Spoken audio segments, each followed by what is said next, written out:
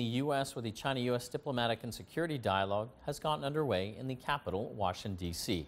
Chinese President Xi Jinping and U.S. President Donald Trump initiated the dialogue last April during bilateral talks at Trump's Mar-a-Lago estate. Chinese State Councilor Jiechi, U.S. Secretary of State Rex Tillerson, and Secretary of Defense James Mattis have co-chaired the meetings. Fenghui, a member of China's Central Military Commission and chief of the CMC Joint Staff Department, is also taking part in the talks. And to discuss the meeting and what to expect from the conference, we are joined now by our correspondent Jessica Stone in Washington. Hello, Jessica. Thank you very much for joining us. So what can we expect and what's on the agenda at this China-U.S. dialogue?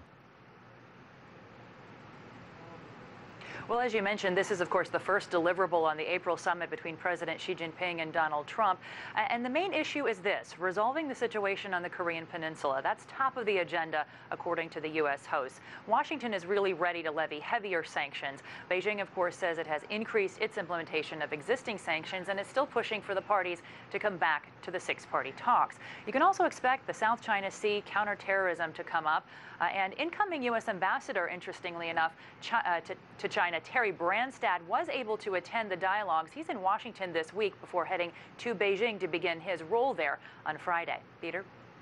What will the effect of the recent U.S. college student who passed away, Otto Warmbier, play in these talks? He was recently released from the DPRK. What will that play in these talks?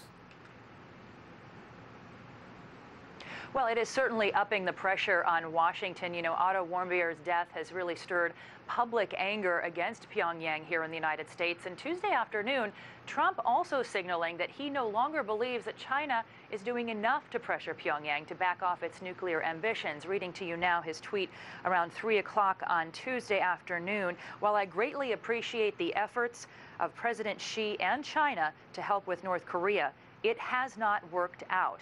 At least I know China tried. Beijing, for its part, saying it is working on the DPRK problem for its domestic interests and will not respond to external pressures.